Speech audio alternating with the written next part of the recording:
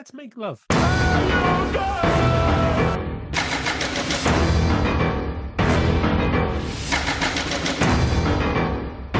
Welcome to the Hey Guys podcast. I'm Rob, that's Liam, and today we're venturing into one of the most chaotic and artistic decisions ever projected onto a cinema screen. Cool World 1992. Now, this film came out 4 years after Who Framed Roger Rabbit. Yes, you heard that right, 4 years after. Roger Rabbit was a technical miracle, a masterpiece of hybrid filmmaking, a film that still looks better than most CGI today. And somehow Cool World looks like this. It was made 10 years. It looks like it was made 10 years earlier in a basement during a heat wave by a man who'd just been told he had 48 hours to finish, or the animators would unionize. Wouldn't say that then. It's a movie that visually screams 1978, spiritually screams 1974, and narratively screams, please stop asking questions. Well, then there's Brad Pitt, young, charming, full of potential, and wearing the same beige suit for the entire runtime. He never changes, not once. He's fighting, running, sweating, falling off buildings, all in a single outfit that somehow never wrinkles. It's the real fantasy element of the film. Forget doodles turning into noids. I want to know what detergent he's using. But the true madness is the world itself. Cool World is a place where physics, logic, and tone all went out for cigarettes and never came back. It's horny, it's loud, it's neon, it's grimy, it's confusing. It's like someone tried to adapt a fever dream but forgot to write a script first. And Liam, I want to bring you in gently here because this was your first time experiencing whatever this is. My first time too, I'll give you that. So come on, tell me, as a man who survived Cool World with his sanity, I'm guessing mostly intact, did this feel like a cult classic or did it feel like the cinematic equivalent of being hit in the face with a paint-splattered frying pan? It's definitely more the latter. It's a lot to deal with. The thing is, when you see it, and a lot of this comes down to Ralph Bakshi's, let's be clear, his, what would you call it? Animation style. Well, no, because it can work. And, I think it's interesting that you mentioned that this feels like it belongs in the 70s. So Ralph Bakshi, it's like, I actually knew him from, and probably the reason he got this gig was because of all things Mighty Mouse, The New Adventures, which was released in the late 80s. I remember that being a thing when I was a kid. But most of his work and what he's famous for is from the 70s. So you have like Fritz the Cat, which is from 72. It's like darkly comedic, very horny. Very horny will be a theme that runs through all of these. Yeah. Heavy Traffic came out in 73, which is partly live action.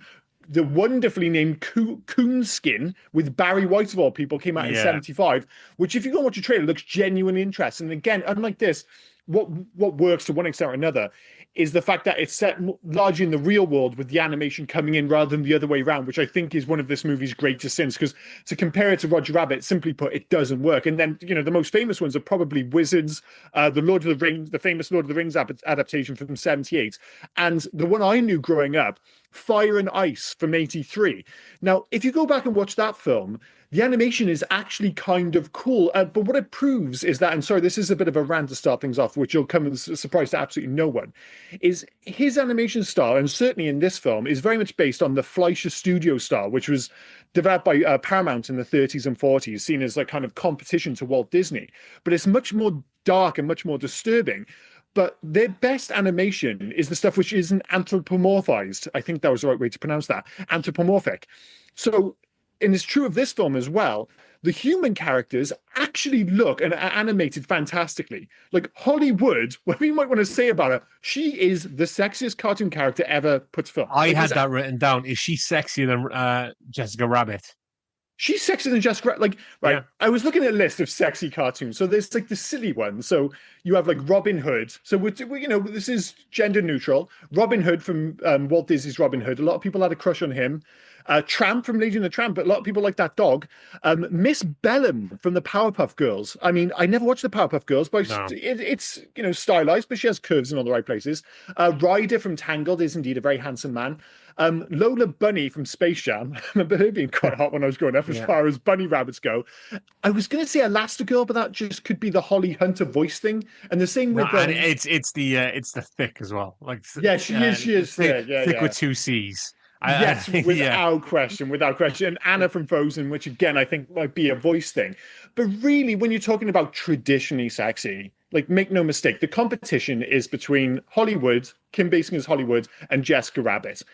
And Jessica Rabbit holds the crown simply because Who Framed Roger Rabbit is a better movie and it's more famous. If you're talking about who is sexier on screen, there is no competition. I There's mean, no competition. Hollywood's introduction where she's dancing She's when always Jack gets dancing, pulled. dude. Yeah, when Jack gets pulled into it for the first time, and when she's dancing, yeah, it is super sexy. I'll give you that. You're just thinking, whoa, Well, what am I watching at this point? again, the animation style, sorry, I'm not sure if it's used, but when you see it, and again, if you go to watch Fire and Ice, it has a similar vibe. The animation is so real, so kind of human accurate that I almost feel like it must be rotoscoped, which they kind of used to an extent in I things was like, gonna say Snow White back in the day. I was gonna say rotoscope, but it feels a bit of everything, like Mhm. because there's 2D stuff as well, like at the beginning when you get introduced to Brad Pitt's character Frank in Cool World, Yes. and he's walking up to see Holly, and he's going through the door, and that's all 2D. It looks insane, like he's Mhm. just walking against the backdrop of drawings. But then when he's actually conversing with Holly or Mhm. anyone else, then it becomes weird. Then it feels like it's, as you say, it's rotoscoped.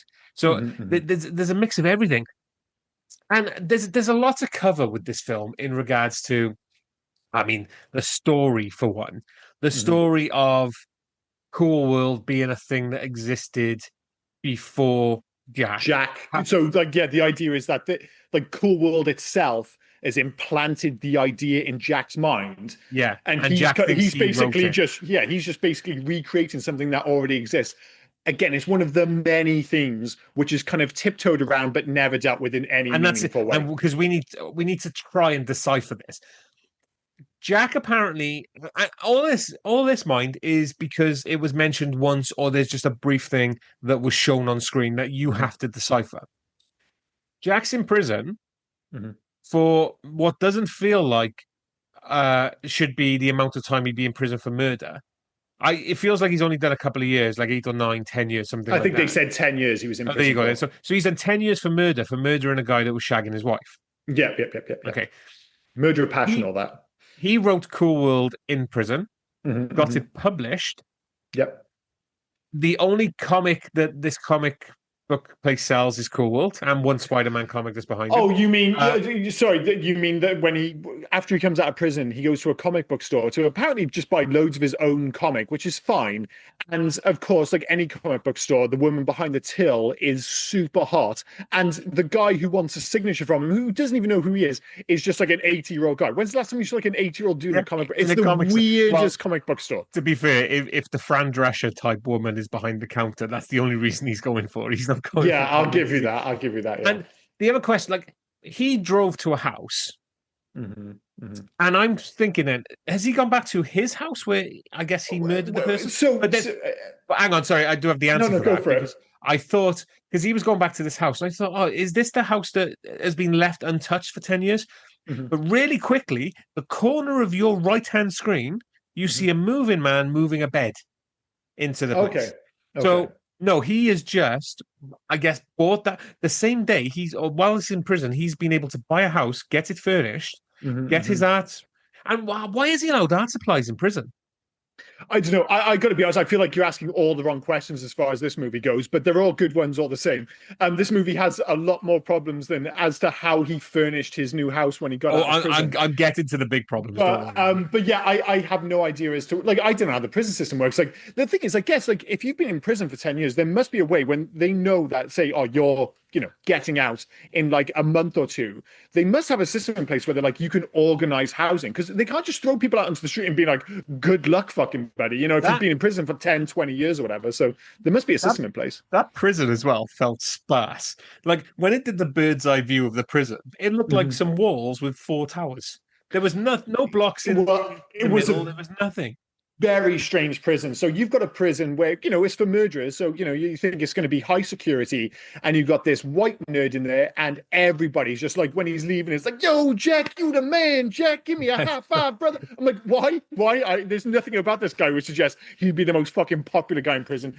But it is what it is. To be honest, when he got to his house, his flat, whatever you want to call it, his condo, the only thing that truly stood for me was the biggest satellite dish I've ever seen in my life. Yeah, it And was it's never massive. mentioned. Yeah. It is so fucking big. It's like it's looking for proof of extraterrestrial life. and it's just on his lawn, and it's just, oh, okay, it's the 90s, so we're not explaining any of this. I mean, we've seen But that loads of times. Mine, Stay Tuned is one of them. We've seen big ass satellites just being in the garden. Apparently, that was the way to get, I don't know, Russian channels and everything. yeah, So, but that's the thing. When we grew up, seeing large-ish satellite dishes on the front and backs of people's houses wasn't that strange, and it was for that reason. You used to get like channels, all the kind of racy channels from Germany and all sorts. If somebody had Sky when you were younger.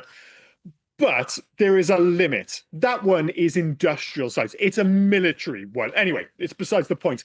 But yet, right from the off, this film basically makes assumptions that you know the answers to questions which I'm not even sure have been asked in the first place. So, like you said, it's like the answers to the questions. They just threw everything in. Well, if you take the big question with this film, the whole Noids can't have sex with doodles lest something bad happens. It takes until the 75th minute of a 95-minute movie for them to suddenly realize nobody knows why this is a thing, even though it's the core driver of the entire plot. It's like 75 minutes in, and they're just like, should we explain this?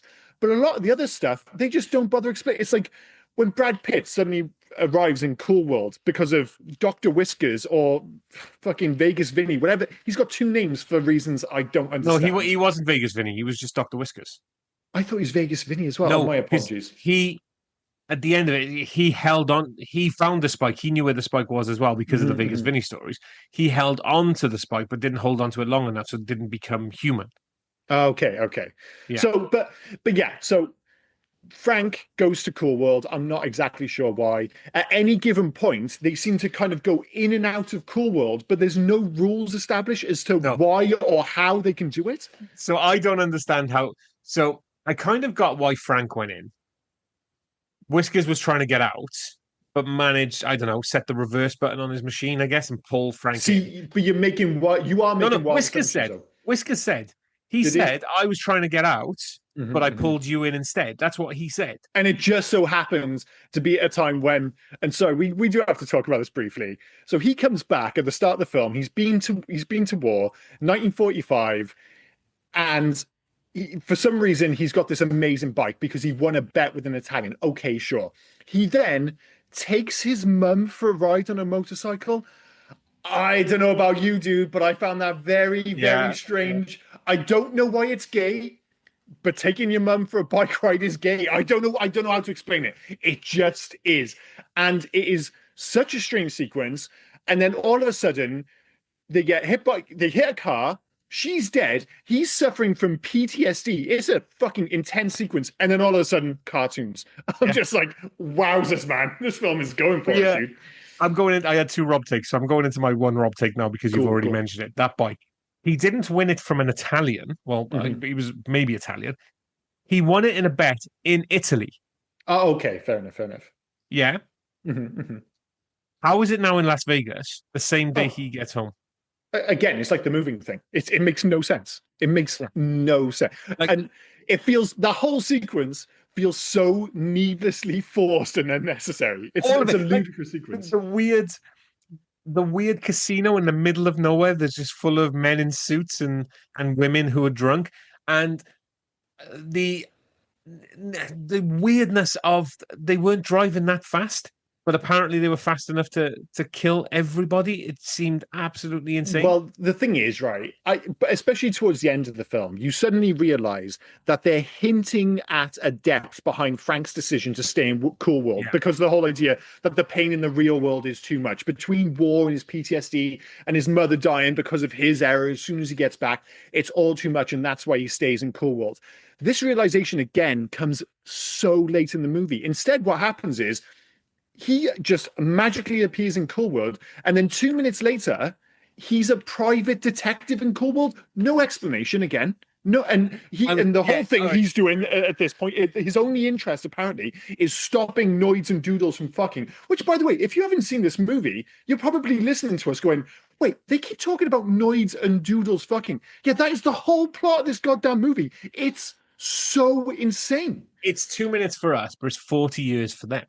And again, and I'm not trying to save this film in any way, shape, or form. No. But Dr. Whiskers says, I'm kind of paraphrasing, but he says, now you'll have to look after Cool World because I'm going.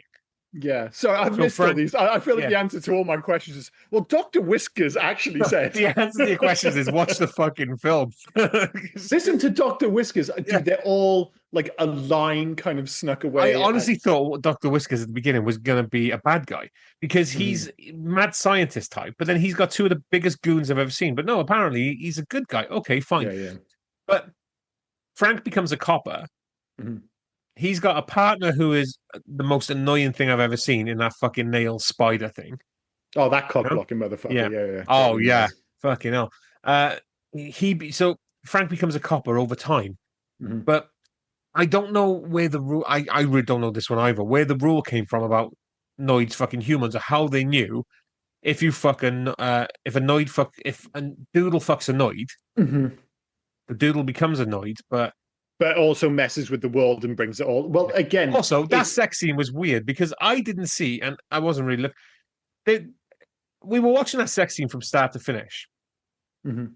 but there was no removal of pants or anything like that. So Well, I guess you've got to draw the line somewhere. So, like, they do finally explain the whole Noid thing. Like he says, he and Mr. Whiskers, they had this discussion when he came across, and again, they did an investigation or something, and they realized that a Noid having sex with a doodle would lead to a splitting of the two worlds or something. Again, this yeah, isn't verbatim. Jesus Christ, there's a lot to deal with this movie. So they do eventually describe, kind of explain it very briefly, but in the 75th minute. But make no mistake, like this movie is introducing new rules and new kind of twists on the narrative up until the very last scene of the film. yeah. Like when Frank dies at the end, and you're like, oh, well, Frank's dead. And you knew he wouldn't be dead. You knew he'd come back as a cartoon. But you're like, well, how are they going to do it? And they just suddenly establish this rule, just as a throwaway line. Oh, by the way, if a doodle kills a Noid in the real world, then that means the Noid can go to Cool World and live as a cartoon. Yeah. Well, thanks for that. Is there any explanation other than we need this to happen to get Brad Pitt back in Cool World? No, there's no explanation. That was It's again. just a throwaway rule. That was again. Throw everything at the wall and just let it all stick and just put it all in. It's an utterly arbitrary rule just to serve Because the other narrative. thing as well to just explain like the whole thing of Jack creating Cool World, but he didn't create Cool World. They had this throwaway line as well. They're going on that Noid that thinks he created us, but we've been here for so long. Like they're watching Jack. Apparently, they know Jack created Cool World in the real world. Mm-hmm. How are they watching the real world? How do they know about Jack? Because this was before Jack got pulled in. Yeah, I don't know how they're watching the real world, but there is obviously some interaction between the real world and Cool World. So when Frank goes to see Holly for the first time, and she's watching the 7-year itch. Marilyn Monroe. Yeah. So she's got that kind of on repeat, which is a cool sequence actually, because it establishes her as a femme fatale. It explains her, her look and her kind of demeanor is just based so heavily on Marilyn Monroe specifically in that movie. And she is all kind of sex appeal and, a traditional vamp in that regard. And she is, again, quite good. And Kim Basinger, the character is obviously drawn sexily, but it's her voice as well. Like Kim Basinger just has an outrageously sexy voice. And it's easy to get actually, because obviously towards the end of the film, she becomes just Kim Basinger in the flesh, is that she was like 40 years old when they made this. God damn, she looks good for 40 years old. It's outrageous. But it does fundamentally bring you back to one of the major issues with the film. And beyond, however much kind of leniency you have for that style of animation, as I mentioned, that Fleischer style, studio style animation, which, famous kind of examples would be like Betty Boop, Popeye, and like the early Superman stuff, is that fundamentally, I never buy into the characters existing on the same plane. Like the director, Bakshi, was trying to pull off this supposedly a living walk through a painting. Now, you can see on screen what he was trying to get at. It just never works. So, and a big part of it is like the aspect ratio and the angles never feel quite right. So, for instance, there's one of the big set pieces in the movie is Frank scaling a building. And the building looks kind of cool. There's like a still drawing. Which one? The second, the first time he scales it with nails. Yeah, with nails. Yeah. Okay. Yeah. But the way they shoot it, all the angles are just off. So you just never buy him in that world. And all it does is really just remind you of what a technical marvel again, Who Framed Roger Rabbit is. Like you said, it was made a few years earlier. But at any given moment, you buy the idea that Roger and what's the main character's name? Jesus Christ, from Who Framed Roger Rabbit. No, yeah, but Roger and the detective, Bob Hoskins. Oh, Sorry, I was just Eddie. remembering Eddie. Thank you, Bob Hoskins character Eddie. You buy the idea completely that they're existing in the same world, Yeah. whereas everything in this, you're just like, well, that's just Brad Pitt kind of just forced into this world. Like he just kind of like an image of him, and even when the scenes with him and Lorette, which I think are actually some of the more interesting scenes in the movie. Yeah, they're interesting, but again, they just feel off because every time he tries to touch her or reaches out to grab her, It or doesn't look right, does it? it doesn't look right. It doesn't But look do you know right. what? The only thing that looked right in this is when he holds the phone to speak to Nails. It Yeah. really looks like he's holding a cartoon phone, but anything else looks exactly as it should be. A guy acting against nothing, and then they're putting the cartoons in after. Yeah, no, you're Yeah, absolutely right. There's bizarrely the only scene which I thought pulled it off. It is right at the end of the movie. So when Frank is sent back to the cool world and they think he's dead, and he's yeah, kind of leaning up against the steps. Before that, you see Lorette just walking through the scene. And yeah. they have that combination of 2D scenery with animation behind, obviously, her walking through and him sitting up against the steps. And that was one of the few sequences in the whole film. I'm just like, oh, they briefly nailed it. I was like, I Yeah. buy into this sequence. Like that bit looked really good, but it's like the basically the last scene in the movie before he turns into a cartoon. And then you realize the happy ending is Frank gets to fuck his cartoon girlfriend Lorette. That is literally the happy ending. And Nails better fuck off the cock blocking shit, as you Oh, just I know said. he's such a shitebag, such a shitebag. Gabriel Byrne, I have to ask, what Mhm. happened to him in the 90s? Because we've watched two, not in a row now, because we are two of my choices in a row that had Gabriel Byrne in. Mhm. And if that guy doesn't look like the most stressed out, suicidal Mhm. man I've ever seen, I don't know what a stressed out suicidal man looks like. Because fuck me, I just want to give him like Yeah. the Samaritan's phone number or something. I just want to reach out and help him. Well, yeah, and yeah, again, he's very good at that. He's very good at looking stressed out. It's kind of like he's got the weight of the world on his shoulders, but he never, and don't get me wrong, it's clearly not easy for the reasons we already mentioned, the fact that the animation doesn't quite match up with the human participants, if you will. But he in particular looks quite at odds with the directorial style. Yeah. Like Brad Pitt does a pretty decent job for the most part, but there are sequences where it's like he's watched Who Framed Roger Rabbit too many times and thinks he's in a different movie. Like a lot of it is kind of wide-eyed, like, oh my God, kind of moments. And it's just like, it's not that style of film and he maybe needs to tone it down. But Yeah. you almost can't blame him because, and you mentioned this in the intro, the tone is just all over the place. For one, make no mistake, this is, I think, the horniest movie I've ever seen. Everyone is thirsty in this movie. It's so outrageously horny. And it doesn't quite work against its structure, which is actually, again, I think they were just like, they're thinking Who Framed Roger Rabbit. They want something closer to that. And you can see that kind of clashing up, not only against Bakshi's, kind of subversive animation and storytelling style, but against the fact that this was initially conceived by Bakshi as a horror movie, which I think completely explains the inconsistent tone. So instead of Holli Would, the initial character was supposed to be Debbie Dallas, which is named after a porn star, to give you an idea. I knew And that was in the facts, yeah. oh, sorry if I'm jumping ahead. That's But okay. No, basically, it's fine. the idea is that she would have sex with Jack and that he would father a half cartoon, half human child. And then the story would then follow this half human, half cartoon child as he goes back into the real world to try and kill Jack, which sounds more interesting and puts the emphasis again back on the real world. And just to come back to that, similar to, remember when we did The Last Action Hero? Where we're like, they spent too much time in the movie world and it was too goofy. And then suddenly when they came into the real world for the last act, you're like, oh, this film suddenly works. Yeah. But the problem is it's only the last 15, 20 minutes. Like a lot of Bakshi's work, this film actually gets considerably better when they move the emphasis on the storytelling to the real world with cartoons in the real world. It both looks better and it feels tonally more consistent with the narrative. Sorry, Cool. Cool. Just never feels like it's a place. Do you know what I mean? It just it feels odd. And in regards, like you said about Bakshi and stuff, and the animation and the visual art and stuff, I wrote a couple of things down. So, like all the characters within Cool World, they move like they're made of rubber bands and caffeine. Like they just never feel. Again, that is part of that kind of animation style, but it just doesn't. It doesn't work next to humans, does it? Feels like it's like you're walking next to Mr. Soft. For us, for us in the UK, the 80s and 90s, we had that advert, Mr. Soft. I can't remember. Mentos. There was mental soft mints, wasn't it? Yeah, something like that. Yeah.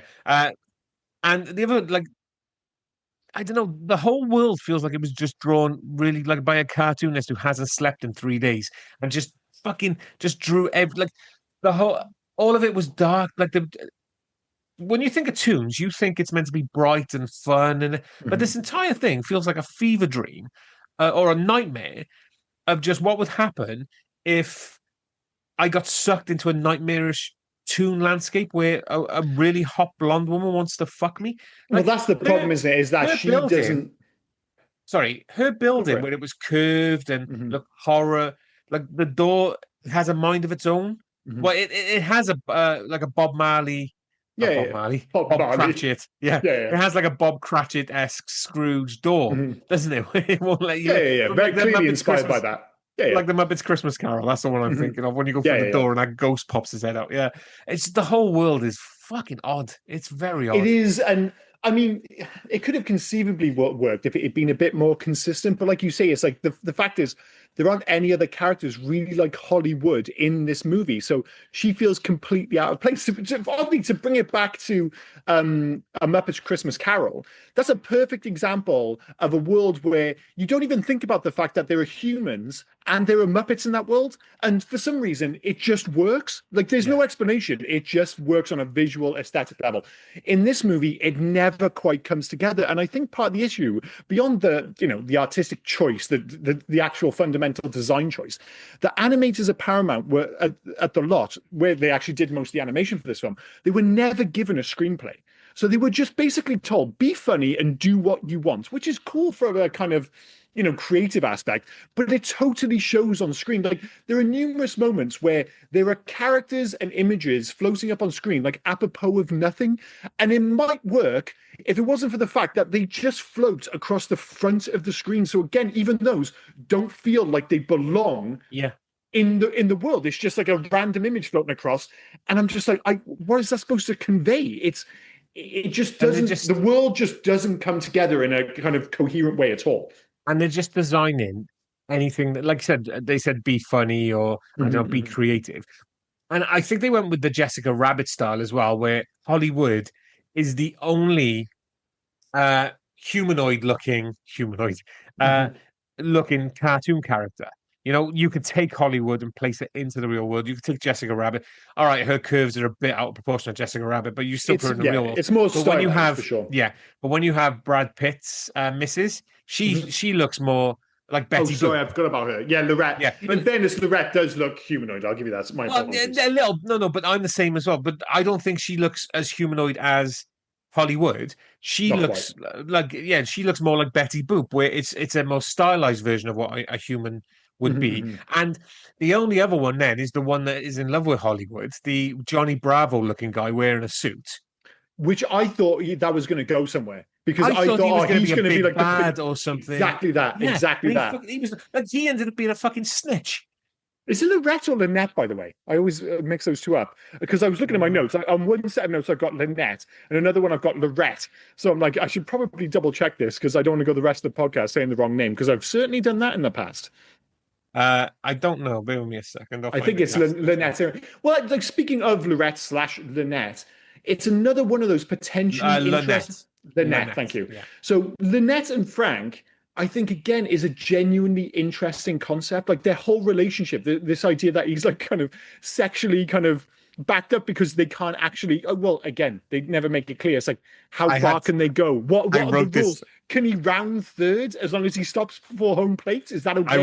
I wrote it down. So it looks like they could kiss. So I'm wondering, for the last 40 years or however long he's been in love with her, Mhm. has it just been when Nails isn't banging on the door, Mhm. just mutual masturbation?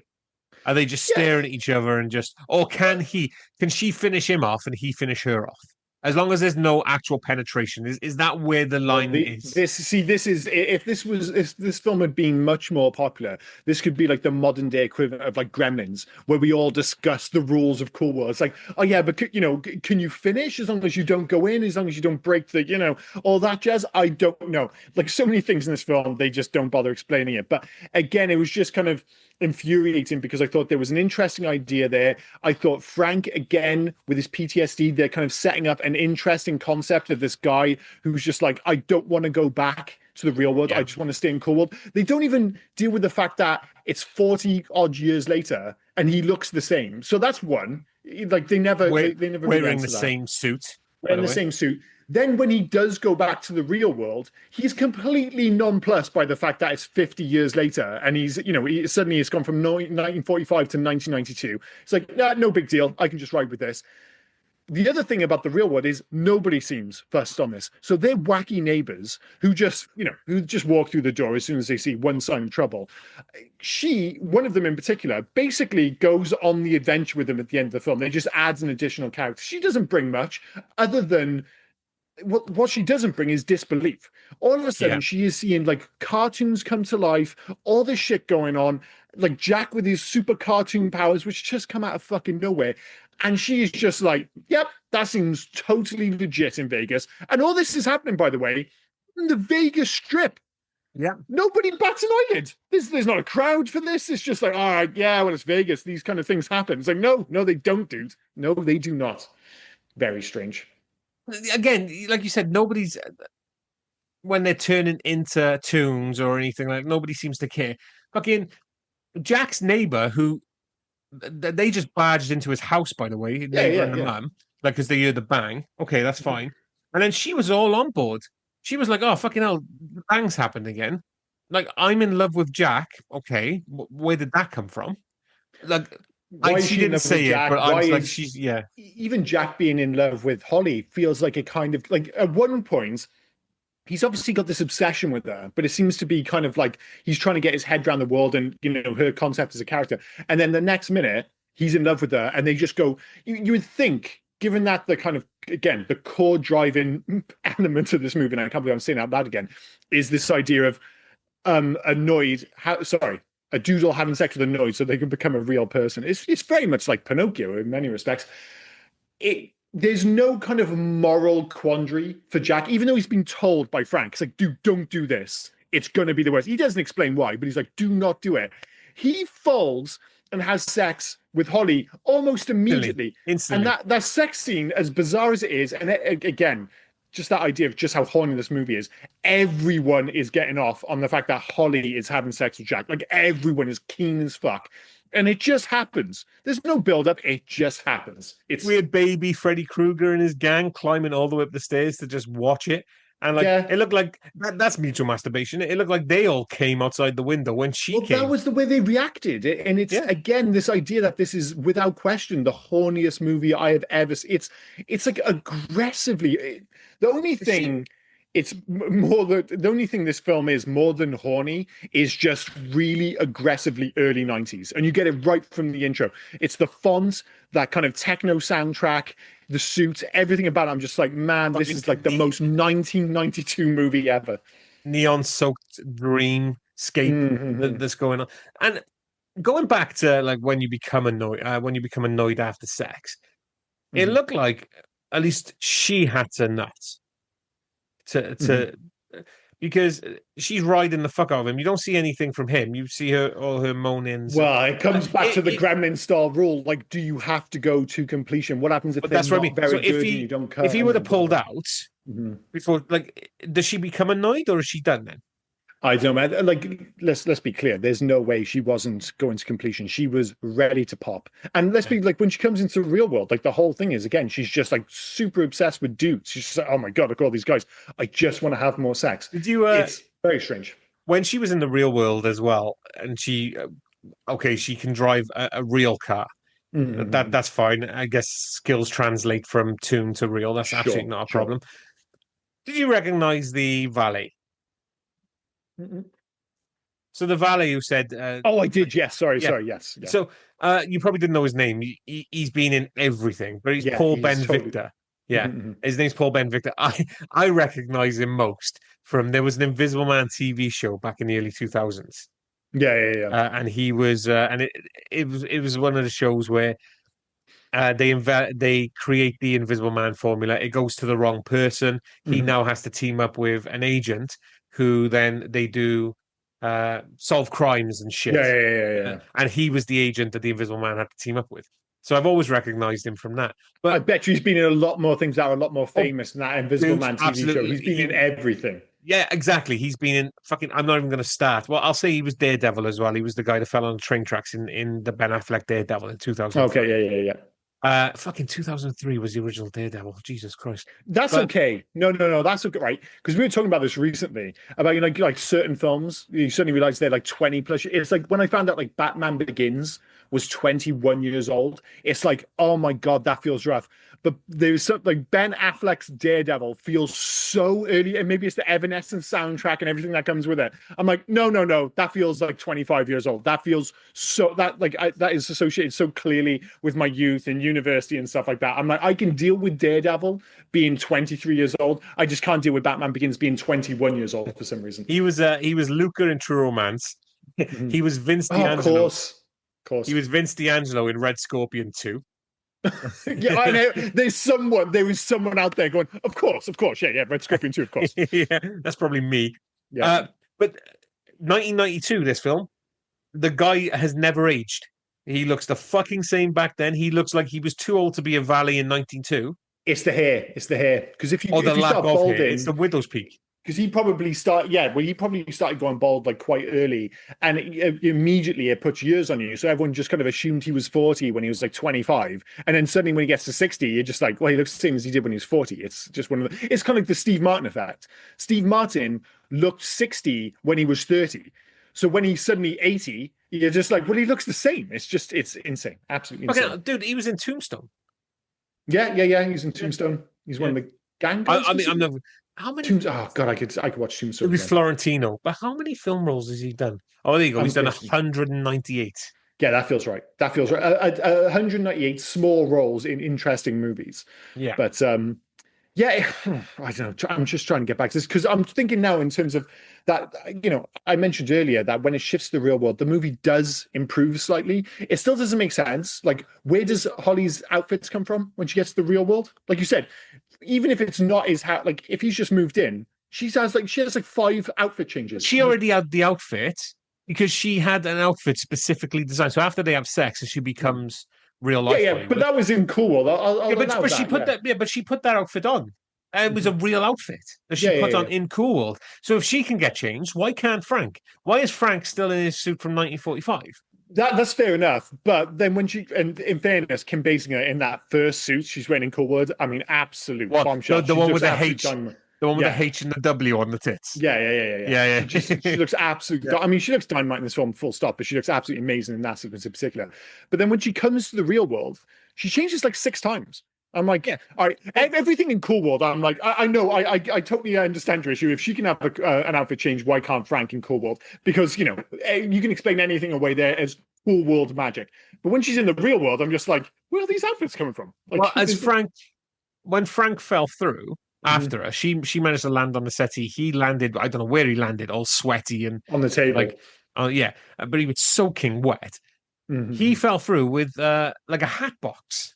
So I'm guessing maybe that was it. Yeah, he brought all her outfits with her because she took the suitcase on him, didn't she? I thought it was going to be another Dr. Whiskers Explains episode. It's like, well, Dr. Whiskers actually explained in the 76th minute that Holli Would, when she fell through the thing. Speaking of Dr. Whiskers, what happened between him getting unclothed? Like when he was the little tiny dude with the hat, you could clearly see human features behind that 100%. Mask. Even like his body shape, it just wasn't consistent with Dr. Whiskers at all. Yeah, everything with Dr. Whiskers, again, the fact that it kind of bookends the film, he comes in and out of the film all too quickly. So you're just like, is this guy? He's clearly important to the narrative, but he disappears for the vast majority of the movie. Yeah. So you just don't give. I don't think they were going to bring him back until they realized they need some sort of explanation at the end. So let's just bring Dr. Whiskers back. Well, then they just abandon all that. So what is it? The spike, or whatever it is, basically at the end of this film. So the scene when she quote unquote kills Frank is a perfect example of why this movie doesn't work. Like a lot of it we were blaming on the animation. It does go to show it is poorly directed. So in the real world, the whole sequence where she's out kind of on a balcony and she gets him to go out. He didn't even look in danger when she said help. No. She didn't look scared or anything. And she's like, oh, come on, doll. Basically, it's his 1940s thinking where all women or all dames or whatever it is are just like they can't vote, all this shit. Oh, it's I don't disagree. It is poorly directed. It's poorly written. It's poorly everything. Like it really is. And It's absolutely insane. you get stuff even before that. There's a sequence with her in the hotel room when she's kind of going half cartoon, and she suddenly looks at a picture of what looked like geese on the wall, and she does this bizarre walk towards it, and then just kind of hits the wall. And I was just like, wait, what the hell was she trying to achieve there? I believe she was trying to go into the picture to get away from him. That's what I thought, but there's Yeah. nothing in this movie which establishes that as a rule. Like, it makes no sense. There's nothing in this movie that establishes anything. Why is he hiding in Cool World? Okay, okay, his mum passed away. He's got PTSD from World War. I get all of that. Absolutely get it. But why are you hiding in a place that you aren't a fan of? It doesn't make the thing is as well, like right towards the end of the film. So all of a sudden they try and again, beyond the fact that they're kind of establishing new arbitrary rules to save the day right at the end of the film, they suddenly try to implant a kind of narrative on Jack, who hasn't really had one at this point beyond fucking Holli Would. So they're just like, oh, he out of the blue, he just has magic cartoon arms. And I think it's Dr. Whiskey said, oh, he's fulfilling his destiny. He's becoming a hero. I'm like, Jack, that's Jack's arc. Really? Like, where's that come from? And he turns into a soup. Like, as soon as they do that thing at the end, and it's basically a rip-off of Ghostbusters. You know, when they close down the containment field and all the ghosts fly out of the city and it's like got that amazing song. It's like that, but like really shit. It's like although because the animation comes into the real world, it is one of the better looking parts of the film. But then all of a sudden, Jack is this gigantic superhero guy. I'm like, this doesn't work narratively at all. It looks kind of cool, but it doesn't work. And then the movie just kind of ends. Because they kind of disappear. He becomes the weirdest looking cartoon character I've seen in this cartoon characters. Like he is Loretta. What did we say her name was? Lynette. Lynette should be thinking, dude, I don't want to fuck you as a toon. For some reason, you have hair sticking out to here. You know, you've got broader shoulders, a tiny waist, but you look like a baby. Like your fresh-faced, drawn face looks like a baby. It's a weird animation style for him because she looks like you said earlier, she's more stylized than Holli Would, but she's still relatively like she's a more kind of feature correct, you know, humanistic version of Betty Boop. You know, the head's been made smaller, proportions. There we go. That's what I was looking for. A kind of more accurate to a real human. So she's not a complete caricature of what no, she's not. No. But he is. Yeah, but that's what I mean. He completely is. Yeah. And it's weird. He actually looks, of all things, and part of it is just the time. Like, aesthetically, this movie looks like a Mega Drive game. The characters, like Brad Pitt's character, I don't think it's any... Spoiler alert for video games. Yeah, of course. But I don't think it's coincidence that he looks like Johnny Bravo. Like the bad guy looks like Johnny Bravo. He looks like Johnny Bravo. If you go back and you look at like the cartoon, the aesthetics of like early 90s, especially in relation to video games, everything was extreme, wasn't it? And this has that vibe. And even Jack's superhero persona looks like it might have been in 1,000,001 cartoons. Like it wouldn't look out of place in like Ren and Stimpy, for instance. Well, to be fair, do you know what it looked like? It looked like if you turned Mighty Mouse human. Yeah. No, it does. If you turn Mighty Mouse human, he would be that cartoon character. Yeah, for those who haven't watched Mighty Mouse, like the late 80s version, the ones we grew up with, Mighty Mouse was fucking yoked.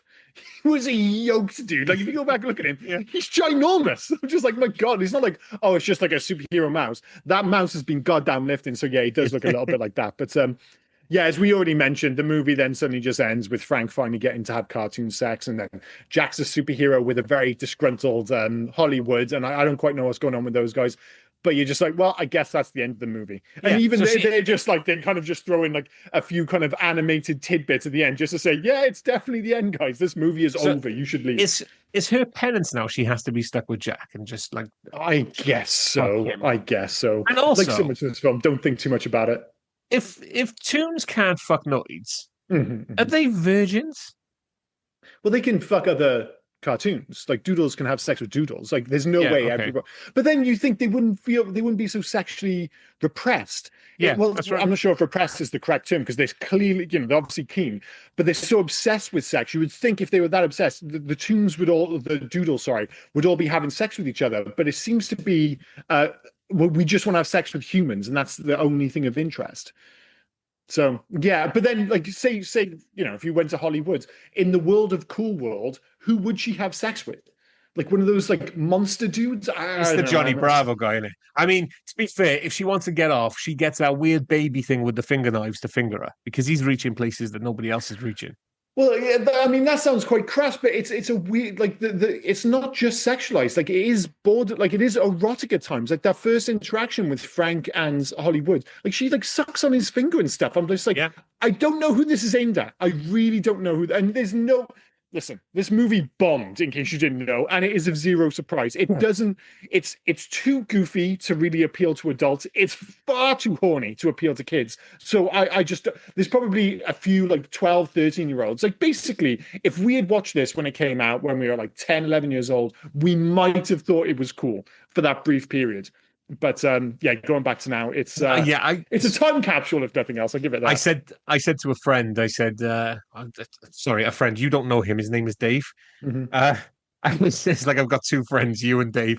I said because Dave said, "What are we doing?" I said, "We're doing Cool." And like you, never heard of it. Well, no, you had heard of it. Sorry, but he had to Google it. Mhm. And I said, "It's a film that like was in like my orbit. I've always known about Cool World." Yeah. But I've always been scared to watch it. Coming from me, who has watched every B movie sequel that's ever gone on, for some reason, I've always been scared to watch this. So I use the podcast as an excuse to watch it Yeah. That's because, fair enough. and I'm not too sure. I'm glad I did. I really don't know how I feel about this film. Right. Listen, we'll get to Right, scores keep and talking. I just got to recommendations turn at my the light end. on because it's getting dark. Okay, fair enough. Well, I need to say we'll get to that in scores and recommendations. But this film is, I can't say I regretted watching this film because it's so incredibly weird. Like, did it all work? Absolutely not.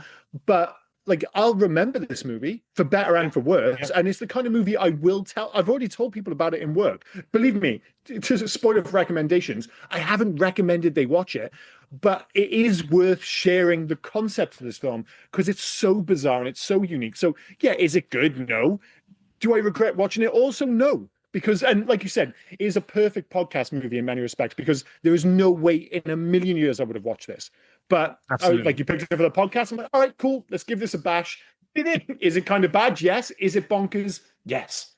Did it feel as well like Kim Basinger was given 110% in a film that was pretty much given her 40% back? Like she was going she was for all it. in. She was, but that's one of the things you could say about this film is that it's not a great movie. I'm not sure if it's quite in the kind of worst movies with great casts. You know, you think of like, was it movie 42? Is that what it was called? Oh, they were all like the 5-minute short films that were all. There were a bunch of shorts in it, and Yeah. somebody owed somebody because there were so many famous people in it, and it was terrible. It was absolutely terrible, except for one surprisingly funny basketball sketch. But you think of like Batman and Robin, maybe a film which I saw on a list for like terrible movies with great cast, which I have a bit of a soft spot, and I wouldn't be surprised if you feel the same. Is Dreamcatcher, based on the Stephen King novel? I've got like I haven't seen that for a long time. But I had a weird soft spot for that film, even though it does have weird worm aliens which come out of people's asses. I watched it I watched it in the cinema, so 2003, 4, whenever it came out. Yeah. Same here. I watched it in the cinema. I've never watched it again, but I still have memories of it, and some of them are fond. Like I think the core cast, I think, were a great choice. Yeah, well, that's what I mean. It had a really good cast. Damian Lewis, Lee. Oh, what the fuck is his name? From Dogma. Yeah, Jason Lee. Yeah, Jason yeah. Lee. And there was another guy, wasn't there? Well, it's the main back. What's his name? No, not Morgan Freeman or anything. Morgan Freeman. Who I was thinking. Oh, yeah. Oh, Thomas Jane. Thomas Jane. Yeah. Again, that's a great cast, and I don't want to say it's like it didn't like that movie bombed. It isn't beloved. But I have a soft spot for it. I'm not saying it's good because I'm not seeing it for a long time. And I have a similar actual relationship. Did you ever see Mission to Mars? That had a really good cast. Val Kilmer one or the Tim Robbins one? The Tim Robbins one. Yeah. I always prefer the Tim Robbins one. And I don't think it's a great movie. Not a huge amount happens. My attachment to it is bizarrely so linked, almost primarily linked with the Ennio Morricone score. Now, I'm not sure if you've gone back and watched it or if you've ever seen that film. It's got an amazing score by Ennio Morricone. And Morricone is most famous for doing the kind of spaghetti westerns back in the 60s and stuff. But his score for Mission to Mars is absolutely fantastic. And again, kind of like this film, I'm not even sure if it works, but it's so weird that if nothing else, it just totally grabs your attention. But that's another one of those films where you're just like, oh, great cast. But it was just back in that period where basically if anyone makes a movie about Mars, it almost is just guaranteed to flop. Like Mission to Mars flopped, Red Planet flopped, Mars Needs Moms is one of the biggest flops of all time. John Carter is about Mars. That's one of the biggest flops of all time. And bizarrely, this is a spoiler. Like we're going to be doing box office flop season starting next week. And I was taking a look through the list. Two things you shouldn't do with a movie. One, have it anywhere near Mars, guaranteed flop. The other one is never start a film with The Adventures of. There's like 4 movies on the list of like 50 biggest flops, which start with The Adventures of. I'm sure you're aware that The Adventures of Pluto Nash is one of them. But there's a whole like the Adventures of Baron Munchausen, and there's Buckaroo Banzai in there. I think Buckaroo Banzai. Yeah, that's probably it. Well, I'm not sure if it had a big enough budget, but that flopped as well. So yeah, don't have The Adventures of at the start of your title, and definitely don't. And if you do like The Adventures of John Carter going to Mars, then you truly are absolutely fucked from a financial perspective anyway. But yeah, this film, great cast, interesting concept, not a great movie. Should we move on to Rob's take? Yeah, I mean I won't touch on it too much because we've covered it a lot. But, yeah, fair enough. It's the logic problem. Yeah. Cool World has rules, allegedly, but every time the film explains one, it immediately breaks it. Noids can't have sex with doodles until they can. Doodles can't enter the real world until they do. It's like the film's gaslighting you. You start questioning your own memory. Did they say that? Did I imagine it? Am I in Cool World myself? Like, really don't know what's going on. It is infuriating. From a purely narrative perspective, it is an infuriating movie. Favorite scene? I mentioned it earlier. It probably is the introduction of Holli Would as she's watching like the Marilyn Monroe 7-Year Itch on repeat, and she's got it on like a kind of holographic screen, which I just thought looked pretty cool. It, like I said, it sells her as a femme fatale. Like straight away, you know what kind of character is. That wasn't her introduction, line. So sorry, are you confused? Oh no, her introduction was a dance. So sorry, the introduction with Frank. My apologies. Okay, they kind of initial moment together. My bad. And you know, she is like.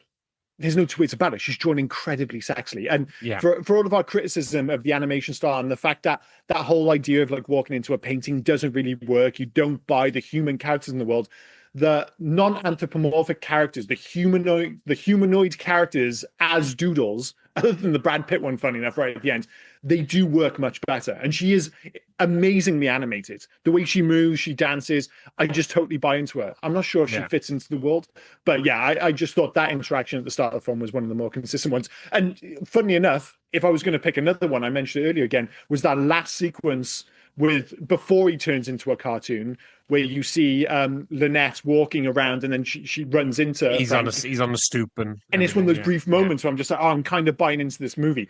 It's just not consistent, sadly. For me, it's the spike of power sequence. So the moment Holly crosses into the real world and everything goes full Looney Tunes apocalypse, you get buildings warping, objects. Oh, the Ghostbusters sequence. Yeah, the film briefly becomes a visual representation of what it feels like to eat too many Skittles on an empty stomach. It's chaotic, it's surreal, and honestly, the closest the movie gets to fulfilling its own promise. Yeah, and do you know what the aesthetic feels in that moment? It feels, dare I say, a little bit punk. Like it looks like it could be like an Offspring video, you know, where you have like the animation coming into the real world. That's when it works. It's that Offspring video of, I can't remember, with Zooey Deschanel. No, the one where they're chasing the dog. Oh, there's that. Well, there is also the one with Zooey Deschanel, young Zooey Deschanel in the video, and it has animation coming into the world, and the characters transform very much in a Bakshi style. I mean, they said it, but I really hate that chick, and I said, sorry. Oh, fuck it, I can't remember the title. Why don't you get a job? Yeah, maybe. No, it's not that. It's not that. I'll get in a minute. That sounded like what you were singing. Yeah, well, I was mumbling it like clumsy, kind of just trying to jump ahead. But anyway, I didn't get there. But anyway, if you look it up and you're like, wait, Zooey Deschanel was an Offspring video. Yes, she was. The song's cool. She looks great in it. And it has this kind of animation style. And you are probably right, actually. That probably is the most impressive sequence in the film when it goes Ghostbusters and all the animation comes into the real world. So yeah, a win for you, basically. Oscar season. So it's where we hand out 3 Oscars and 3 Razzies in categories of our choosing. Am I okay to go first? You are. She's got issues. She's got issues. Thank you. Jesus Christ, I couldn't get the title out. The Oscar for sexiest cartoon goes to Kim Basinger as Holli Would. I'm saying that's like a home run. Like Jessica Rabbit isn't close. Like she's kind of like this kind of hyper reality version of that, but She's just a sexy cartoon as far as Yeah. I'm concerned. And it's got Kim Basinger's voice. The Oscar for horniest movie goes to Cool World. As I mentioned earlier, everyone is just thirsty as fuck. It feels like we're overdoing it. This film is so outrageously horny. And 3, the Oscar for ultimate ride or die girlfriend goes to Lynette. Like, she can't get, he can't go all the way. He keeps running off for work. This fucking spider guy keeps showing up at the door. Lynette never moans. She just kind of gets on with it, and she's just there the whole time. So Lynette, great girlfriend. If there's somebody you shouldn't rescue from a film, it's Nails. Like, that dude ended up as an ink spot. Leave him as an ink spot. Don't fucking rescue him. Yeah, even earlier in the film, he has this moment where he finds out that Holli Would is having sex with Jack, and he phones up Frank, and then he just doesn't tell him. Yeah, I'm just know. I didn't get it. I just didn't. I think he's an asshole. He's just an asshole. Anyway. So for me, the Oscar for the best performance by an actor who clearly didn't read the script goes to Brad Pitt. He spends the entire film looking like he's trying to solve a puzzle no one else can see. Mm-hmm. The Oscar for the best animated character who deserves a better movie, Holli Would. She's iconic, she's ambitious, she's unhinged, and she's trapped in a plot that feels like it was written during a fire drill. Honestly, if this had been a better movie, I genuinely think Holli Would have been seen as an iconic character, 100%. And finally, the Oscar for the best use of neon in a motion picture, the Cool World Art Department. Every frame looks like a nightclub designed by someone who's only ever heard about nightclubs through rumors. I know he's got pretty strong competition from Joel Schumacher's Batman movies. Batman Forever and Batman and Robin has that same vibe where it's just so much neon from someone who clearly hasn't been to a club for like 30 years. He watched this film. And that's what I think he did. Yeah, I think so. The Razzie for most obnoxiously 90s movie ever goes to Cool World and everything about it. Like I said, starts right from the opening credits. The Razzie for latest bit of essential exposition goes to Cool World and explaining that Noids killed by Doodles can come back to life in Cool World as Doodles in the 87th minute of a 90-minute movie. And the Razzie for inexplicably taking your mum for a ride on your motorcycle goes to Brad Pitt and Deirdre O'Connell. One of the most unforgivable sequences in the film, as far as I'm concerned. Did she leave the oven on as well? Because they got to get back before the food gets cold. Whatever happens to them, they had it coming. It's just taking your mum for a ride on the motor, and he starts jumping. Anyway, in a movie which is by definition very disturbing, that is one of the more disturbing sequences. All the other army guys have their missuses pick him up, and he's got his mum on the back. Oh, dude, it's just not cool. Oh, I've got this new bike. I'm going to take my mum for a ride. Yeah. Really, Brad? That's what you're going to do? So for me, the Razzie for the worst human tune chemistry goes to Jack and Holly. Their romance, in quotes, has the energy of two people who met in a queue and immediately regretted speaking. That feels about right. Yeah. It's like a one-night stand where you knock somebody up and now you're just entwined for life. Just stuck with them. Yeah. Horrible. Yeah. The Razzie for the most confusing world building, the winner, Cool World itself. Rules, logic, internal inconsistency, absolutely none. This world runs on vibes, chaos, or whatever Ralph Bakshi was feeling that day. Yeah. Just let the animators run free. As you say, you do get some cool imagery, but it just doesn't make any sense. And finally, the Razzie for the worst studio interference goes to Paramount Pictures. They took Bakshi's adult animated noir and said, what if we made it horny and incoherent? A bold choice, a terrible choice.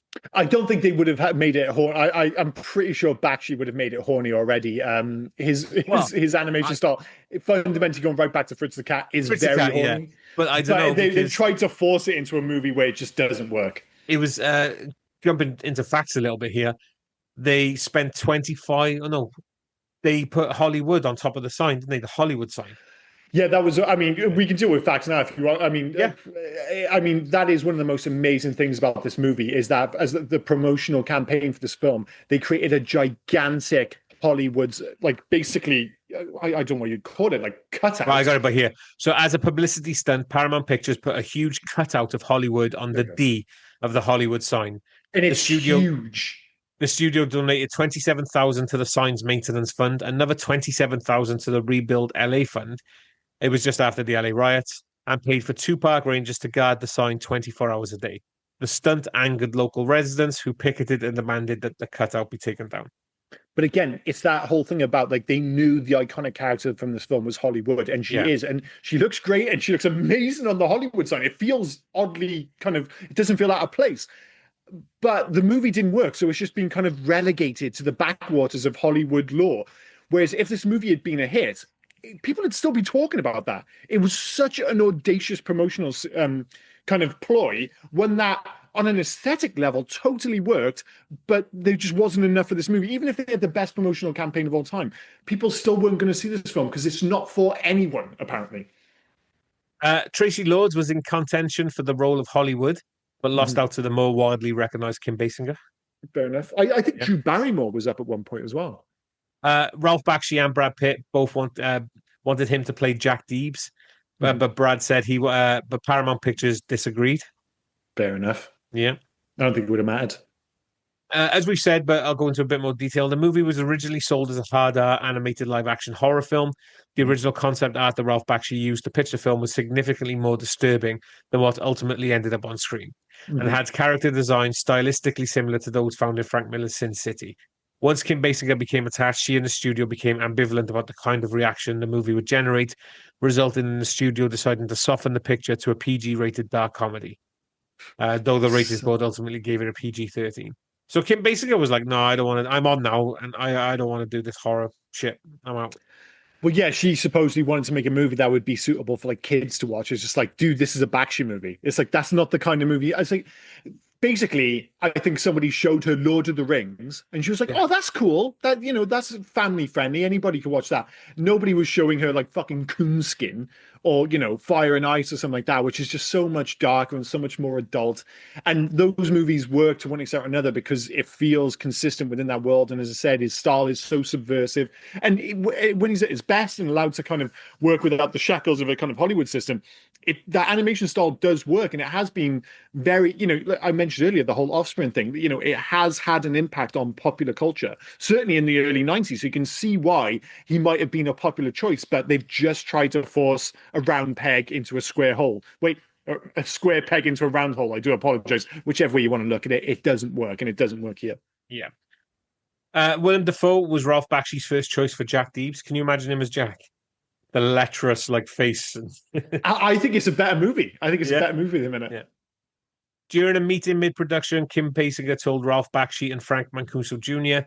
that this would be wonderful if she could show this movie to sick children in hospitals. Oh, I thought it was just kids, not sick kids in hospital. Bakshi replied, "Kim, I think that's wonderful, but you've got the wrong guy to do that with. Why didn't you tell me that on the way in? How are you telling me that halfway through the picture?" Mancuso reportedly agreed with Basinger that this was a good idea. Well, it's not what you're getting. It is not what you're getting. Do not show your kids Cool World, guys. Just don't do it. As of 2020, this was Ralph Bakshi's last theatrical film. Brad Pitt is not a fan of this movie and would later voice his opinion about it in an interview while promoting Bullet Train. Imagine going to, what was that, 30 years later, 92 to 23, 30 years later and go, "Oh, do you know a film I did in 92? Cool. Well, I bet you it's just somebody, because, you think you go on these kind of promotional tours and everyone's asking the same question. And somebody's just like, "I'm going to bring up Cool World," because they just you might get something interesting because nobody's talking. And if nothing else, people are like, "Wait, what the fuck's Cool World?" I actually quite like Bullet Train, by the way. Maybe it's because I like the book as well. Yeah. Have you read the book? It's basically there was a book. Yeah, it's based on a Japanese book, and unsurprisingly, in the book, all the characters are Japanese, and it's basically just said, "Okay, it's in Japan, but none of the characters are Japanese," and that's basically it. But it's almost kind of it's very true to the book. This fact is fantastic. Was featured on the comedy podcast How Did This Get Made? The less successful version of our show. Oh, of course, yeah, 100%. The shite version of our podcast. I love Jason Mantzoukas. That guy is fucking mint. I like Jason Mantzoukas as well. He's awesome. Right, because we've gone a flip-flop. Shall I go straight into Hug to the Future? Titles? Oh, yeah, alternative titles, yeah, of course. Yeah. Because we went a bit flip-floppy, didn't we? This will be interesting to see if there's anything other than Cool World. It would be interesting. Argentina, Cool World, Holly's World. That's fair enough. Bosnia and Herzegovina, Wacky World. Brazil, Forbidden World. Yeah. French Canada, the World of Cool. Greece, Wicked World. Just stick to Cool World, guys. Yeah. Hungary, Mischievous World. I wonder sometimes if it is that translation, if there's not an obvious translation for cool, or if there is, it doesn't quite work in the same way in that language. Well, then you get Italy, Escape from the World of Dreams. I don't think that's a translation issue. No. No. That's a choice. Uh, That is an artistic choice. Poland, a wonderful world. No, dude, you can't do that. That's a different thing. Yeah. Portugal, another world. Russia, parallel world. Serbia, fun sting. Yeah, it's got to be a translation issue. Yeah, Taiwan's the best. Taiwan wins. Beautiful woman, break through the sky. Oh, I love it. I love it. Even Yeah. though it's not really the sky, but sure, let's just go with it. And that's it. And that's all it. of them. Yeah. Hope to Future, Sister Ask Question, remake, sequel, Let It Die, Leave Well Alone. I mean, Let It Die, right? I mean, just go back. And the thing is, don't be put off by what we've said here, certainly for Bakshi's work. Like, go back, watch Fire and Ice, maybe even like Lord of the Rings, Coonskin. Like, I've never seen Coonskin, but I watched the trailer for it. It looks genuinely interesting. And I know Lord of the Rings had kind of mixed reviews back in the day, but if you go back and watch some of that, it's amazing how much that film kind of established the aesthetic of the Peter Jackson movies. There are certain sequences where you're just like, oh, that has just been lifted directly from Bakshi's animated version. And Fire and Ice, it really works on an aesthetic level in a way that this movie doesn't. So you can see, again, even though this film is a bit of a dumpster fire, why there might have been that interest to work with Bakshi and why he was chosen to develop this film, even though obviously it was forced in the wrong direction. It ultimately didn't work. So let this movie die, but go back and reacquaint yourselves with some of Bakshi's work. I think it'll be worthwhile. This film has got lame and just send it to the glue factory. Like, yeah, just let it die, dude. Yeah, The thing is, right, if you haven't seen this movie and you just so happen to be watching this podcast, I do compel you, like, watch a sequence. You know, watch like 10, 15 minutes of it on YouTube if you can. You don't need to watch the whole film, but watch a bit of it just to see what we're getting at. It's interesting. I know I chose it, but if I had to watch it, so do you. Don't listen to Liam. Go and watch the whole fucking thing. The whole film. Okay. I love it how you're just like, I'll send it to the glue factory, but you've all got to fucking watch it, bro. Yes. It's a very mixed message there. Yeah. In terms of making a change, I mean, for me, if I was going to make one change to this movie, I would just go horror as per Bakshi's original version. If you're going to hire... but I keep calling him just Bakshi, Jesus Christ. If you're gonna, hire Ralph Bakshi to make a movie, let him make a Ralph Bakshi movie. Because if you're going with that animation style and everything that comes with it, it's got to be a darker tone. Just let him do his thing. Don't bottle it halfway through. Don't be a Kim Basinger in this film where she's like halfway through. It's like, I want this to be a movie for kids. Have you ever seen a Ralph fucking Bakshi movie? What the fuck's happening? So yeah, stick to the original concept. Go full horror. Make this a much darker film, clearly for adults, and I think it might work. Pretty much the same thing, but I wrote down one change that could elevate the film. Pick a tone, any tone. Noir, comedy, horror, psychedelic nightmare. Just choose one and commit to it. Yeah, I think that's fair enough. I mean, I'm saying horror because that was his initial vision, but yeah, just one would be fine. Yeah. In terms of video games, there were actually a bunch. So obviously they thought this was going to be a big deal. Our good friends at Ocean Software dealt with the British side of things. So there was a Cool World video game for the Amiga, the Atari ST, the Commodore 64, the MS-DOS thing, whatever it's called. But there was also one for the NES, the Super NES, and the Game Boy, and they were all different games.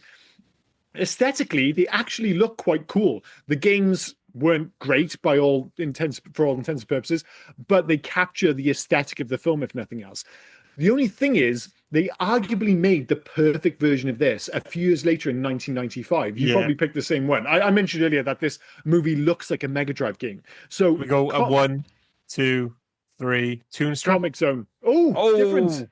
Wasn't expecting that. Yeah. So I'll go with mine first. Okay, 1995's Comic Zone. So it was made by Sega in-house for the Mega Drive, and it was one of the last games released for the Mega Drive, and its sales weren't great because it came out around the time of the Sega Saturn and the PlayStation launch. Remarkably difficult game. Fuck me, it was a remarkably different game, but it looks amazing for a 16-bit Mega Drive game because it has like the comic panels and the character goes in and out of the comic panels, in and out of the real world. Through the comic panels, the the bad guys drawing your villains. Fuck me, it was solid, that game. Yeah, really. Well, again, it was an in-house Sega game, and basically, it was like the concept was, what if Jack wasn't such a bitch and had like a dope '90s ponytail? That's basically Comic Zone. So, Comic Zone would only take a slight twist to make it work as a basic. Oh, sorry, hiccups. To make it work as a cool world tie-in, but obviously they weren't going to do that because it was 3 years later and Cool World was a flop. But and if you haven't played it and you have the opportunity, Comic Zone is pretty good actually and holds up. Yeah. I They were really actually enjoyed going to turn it Commando. into a live action movie as recently as 2020. I'm not sure if it's going to work. I think it's the same, like just because Roger Rabbit worked, we've proved enough since. This didn't work. Fucking Monkey Bone didn't work. Osmosis Jones fucking failed as well. Like it just abandoned that idea. It's Yeah. not going to happen, guys. So I picked Toonstruck from 1996. It was a Virgin Interactive entertainment game that Mhm. was released on DOS. Mhm. And basically, it was Christopher Lloyd as a character. What was his name? Drew Blank. It's The not a comedy. bad Yeah. name, yeah. It's Uh, like it's like the non-horny version of Holly Would. yeah. And he's an animator who gets sucked into his own creation. So Mhm. it's live. He's live action against an animated backdrop, and it's a point and click Oh, adventure. yeah. I don't think I've ever seen it before. It's got an Yeah. amazing score on it, like 8.6 on Yeah. IMDb. But because of the whole real life person in animated world, I thought you could change his dream. I can't remember what the like what he created. Hang on, I've God, got yeah, it here. Christopher Oh, Lloyd. so he created like the fluffy bun show. You could change that to Cool World and have Mhm. Jack going through Cool World.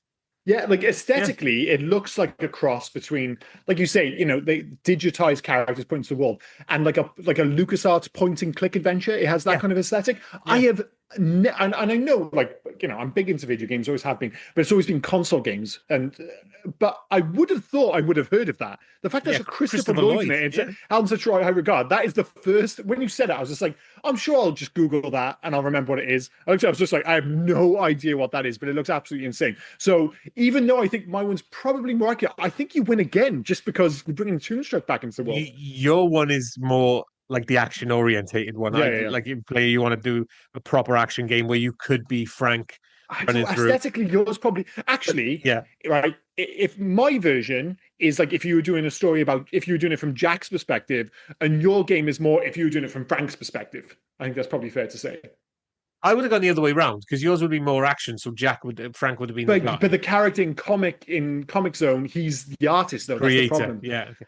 All Well, right. So I don't know, anyway, Jack. listen, can we Both of see a them get draw? pulled Can we in. see a draw? Yeah, draw. Yeah. Draw. They're both great. They're both fantastic. They're both great. Yeah, I thought I had a home run with Comic Zone. I was like, oh, you'll probably pick the same one, but I was like, he's not beating Comic Zone. I was like, you've come pretty close there, dude. You come pretty close. IMDb, so it's where we pick a random 10-star and 1-star review. Oh, this is going to be Are there any 10-star reviews for Cool World? You'd be How many surprised. reviews? How many written reviews are there? There can't be that many. Under 100? No, over 100. Ooh, 142. 128. No, not too far off. Not too Yeah, far not off. too far. Tens? 10 star of 142. I don't know, man. 21? Oh, seven. Not many. 7. I thought the Yeah. way you talked about it, I thought maybe I'm totally understanding it. 7 is too high. Just to I'm be clear. surprised I'll be seven. interested. Yeah, me I'm too. surprised Me there's too. seven. So Honestly, in fairness, I folded then because it's like when you said, I was like, oh god, is there going to be loads where people like secretly love this movie? I'm just reading a bit of this now and I'm going to apologize. Right. So written in January 2008, titled Very Strange but Funny Better of Roger Rabbit. Oh, nice, nice. Yeah. But funny better of Roger Rabbit? Well, yeah, of course. Yeah. This is a Okay. 10-star review for Cool World. It's going to be insane. A beautiful film. As to the usual one, the usual negative comments, which talk about a classical film, some years 80, which everyone does not like it to the nostalgic ones, are met. So, heroes that this film had to have judgment in this site. In fact, reviewers, Good Part, has put a high vote to the previous episodes. Am I going insane? Dude, I thought I was having an aneurysm. Is it finished? I can't even tell. No. God. Sorry, that was wishful thinking on my part. Because this contrast, I know the reason. Since assumptive reviewers Good Part favorably sees the past, and as the past is better than the present, they have given several credit to the preceding episodes, being still the last episode more explosive and spectacular. Dude, this is legitimately a Charlie Day review. Vote for me. Good. At this point, should reject also the old episodes, but there are here two weights and two measures. In fact, also cinema masterpieces have been criticized and denigrated. Good Part, some reviewers of this site belong to the very bad reviewers. Better think separately with its head. Funny. Less beautiful, but the first sympathetic. The film was comic. It seemed a sequel done too quickly. I hope that there is a third episode. I don't think he reviewed the right film. Many expect him for many years. This film was particular, a perfect film for large abandonment of fear. Fun but never seriously. Excellent found the effects of the recital truly to laugh. Okay, can be fine. Now there is even a game. This makes us understand how it works, and the film legend is not dead yet.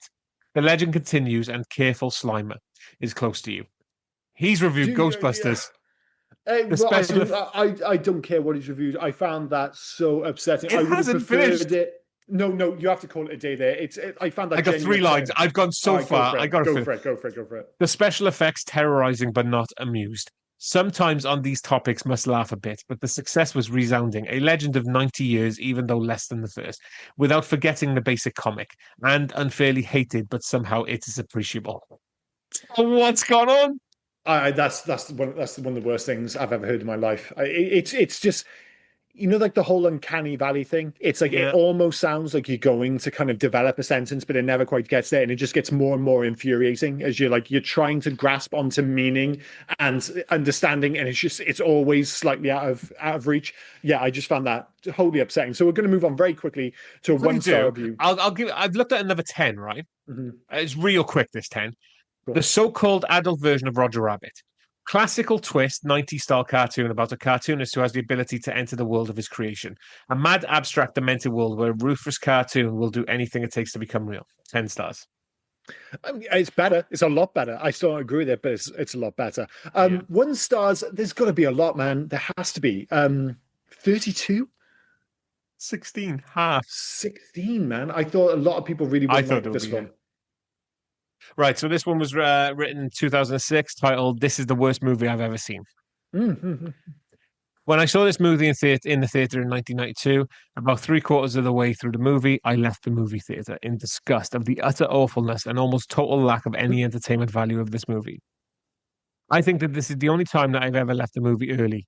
I don't do that except for Cool World. This movie was painful to watch. It became the benchmark of badness. Not good, not bad good, bad bad. Against which I evaluated all other bad movies that I have seen over the years. For several years after seeing the movie, when something sick and wrong came up in conversation, I often thought of Cool World. Do yourself a favor and do not see the movie.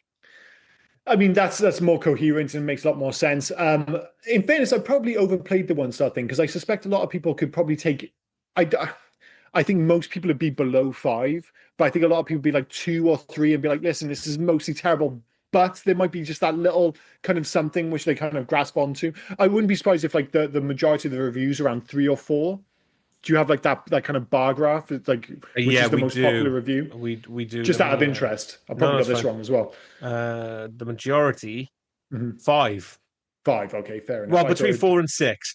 I mean, yeah, there's 128 written reviews, but there's 26,000 reviews, just star reviews. Yeah. It's a lot, man.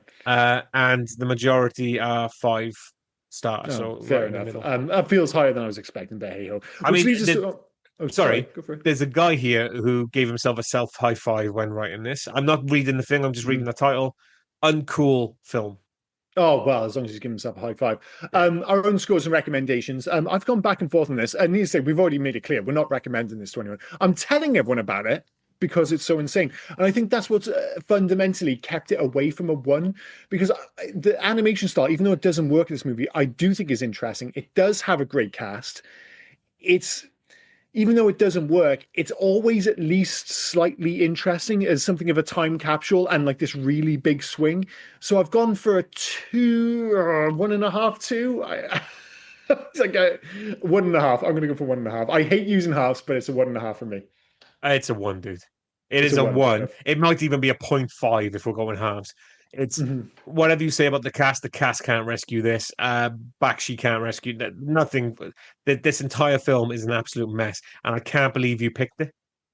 Oh, you're going with that, are you? I'm rewriting history right now.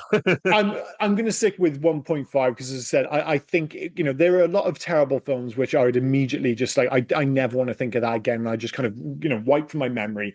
Whereas this film will stick with me, and that is not necessarily that's not a good thing. No, but like it's not the same as say like I said before. Like I watched 20 minutes of Gods of Egypt, or is it Gods of Egypt, the one with Yeah. yeah? Like I was just like, this is just the worst. I watched the And whole thing twice. Mike, Jesus Christ. Well, it makes sense that you'd pick this as a movie. Whereas, at least with this, there is something interesting about it, even though it is terrible. And it is terrible. And like, I'm arguing over the fact that I'm giving this a 1.5 rather than a 1 or the first ever 0.5. I don't think any of us is ever going to 0.5. But No. needless to say, we're kind of, splitting hairs here. It's Yeah. bad, and neither of us are recommending it. I have to explain why I watched Gods of Egypt twice. Yes, you do. You do. Watched the first time, completely forgot about it. Which is already feels like you should explain it, because Yeah. I watched 20 minutes. I was like, that's enough. That is enough. I saw it again somewhere like on TV late at night one night, and I was like, "This is as bad as I thought it was." It turns out, yes, Yeah. yes, it was. I have been there before where I'm like, oh, is Yeah. it really that bad? And I watch it, I'm like, no, it fucking stinks. It was like I said, I did it with Cats. I was like, I have to see if Cats is as bad as people say. And I watched 20 minutes. I was like, yep, it's as bad as people say. I don't need to see anymore. Like, put it this way, if you said to me, do I want to watch the rest of Cats or do I want to watch Cool World again? I would still pick Cool World, 100%. Just because Fair enough. it's just, but that could just be me criticizing. That's just how bad Cats is. Anyway, let's move on from 1992's Cool World to next week and the first part of our season of box office bombs. Now, this is going to annoy some people because my first choice isn't technically a box office bomb. It has famously made money. It's in the black now. We don't need to do the whole year thing because you know what I'm going to pick anyway. But it's 1995, directed by Kevin Reynolds, who famously directed Robin Hood before this. He did 187 with Samuel L. Jackson, a film I've got a bit of a soft spot for. Although I watched a clip of it recently. It's very 90s. You know where everything is orange? It looks like an REM video, but set in the hood. It's Waterworld. Or as I saw somebody describe it as wet Mad Max. I was like, oh, that's exactly what it is. Yeah, it is wet Mad Max. A movie which, yes, has gone on to make money from residuals, from DVD, TV, all that jazz, but it was a box office flop upon arrival. It was the most expensive movie ever made in 1995 when it was released, and it did flop cinematically. So yes, I know and totally appreciate it has made money, but I still think when people think of box office flops, correctly, rightly or wrongly, people still think of Waterworld. And I'm not gonna lie to you, I just want to watch Waterworld again. I was say, don't worry, listeners. I took the brief seriously, and we will watch box office flops. Listen, if you pick Cool World, I can fucking pick Waterworld, dude. I think I'm well within my rights. And to the point, I'm gonna because I suspect you're gonna just watch the theatrical cut. I'm going to take the hill. I think it's 45 minutes longer. I bought the Blu-ray. I'm going to watch the Ulysses cut, which I've never seen, which I hear makes this movie considerably superior to the theatrical. But yeah, the Ulysses cut, I think it's a kind of what's the famous Ridley Scott one with Orlando Bloom, Kingdom of Heaven, where supposedly the director's cut is a lot longer but makes the movie much better. Like, if you want to take another example, one I've seen, I actually think Batman versus Superman, the ultimate cut, is massively superior to the theatrical cut just because it establishes motive in the characters, and it just makes the movie work. You need that extra 30 minutes. And supposedly, again, I don't want to say it because I've not seen it, a lot of the additional footage for the Ulysses cut is just motivation, character development, quieter moments that just fleshes out the world and makes the movie more coherent. It does mean, however, I'm going to be watching a very fucking long version of Waterworld, but we'll see how it goes next week. I better settle in for not being able to talk next week then. And every time I talk, I'm just going to be saying, Paper. Have you ever seen anything like it before? Paper. Listen, I already know what my opening quote is for this movie, and the weird thing about it, it's not from this movie. So I can't remember that. Jesus Christ. I have not seen I've seen Waterworld once. It's Kim Coates. He's the other guy on the other drifter on the and the what's his name? Kevin Costner sells the women for sells the woman for 5 minutes because he's got honestly, it's another of those films. Like I think I saw it in like 96, 97. I've not seen it since. So I've seen it probably twice. Praised. I think I've seen it twice. It's always tricky now. Sorry, go for it. It's mad though, because this film that you consider a box office bomb and you think everyone's behind you, but I'm not too sure they are. No, 100%, 100%, dude, 100%. I don't know. I mean, the history dictates on this podcast that you're always wrong. But no, there'll be movie nerds. I said to my wife, and she was just like, "Oh yeah, that was a massive box office bomb." And I explained to her, sported a what's it called, hasn't it? Universal. It's still going. Right. Universal ride. That's Yeah, I still saw going it. to today. Yeah. It's really good. Yeah. It's really fucking good. So it is bizarre, isn't it? That it spawned this amazing perform where you just like, and I think the reason it works, beyond the fact that it's an amazing kind of stunt show, is the fact that Waterworld has lived on in the memory. And the reason it's lived on in the memory is because people think of it as a box office flop. That's the reason. I think if you mentioned it to like, we're really into movies, blah, blah, blah. We've gone in and it's like, oh, well, actually, I think you'll find that this wasn't a box office flop. I think most people on the street, if you mentioned Waterworld, they'd be like, oh, that massive flop in the. This ruined his career. Like he was the biggest star in the world, arguably, when he made this. And this film, this and The Postman, was that 1-2 punch, which kind of very, very clearly knocked him off the top of the mountain. But yeah, I think for a long time this was totally appreciated, like just seen as a mass box office flop. But no longer. But anyway, it's technicality. I'm picking it anyway. So that's next week's choice, 1995. So I want to say Waterworld. Do you have anything else to add before we wrap this up? No. Well, I can call it quits there, mate. Fair enough. I've been Liam, he's been Rob, and you've been listening to the Here You Goes podcast. Cheers. Bye now. Cheers, guys. Bye now. Oh, and before I forget, where can folk reach us if they were so inclined to? Well, you can actually reach us on Hey You Guys 80s at Facebook, Instagram, and on Twitter. But if you want to send us a mail, do heyyouguys80s@gmail.com. Send us in your recommendations. Send us in your thoughts about any of the episodes. Just literally talk to us. We'll have a one-sided talk with you on the podcast. Yeah. We're nice folk. Get in touch. But no, cheers, guys. Bye-bye. Cheers, guys. Bye now.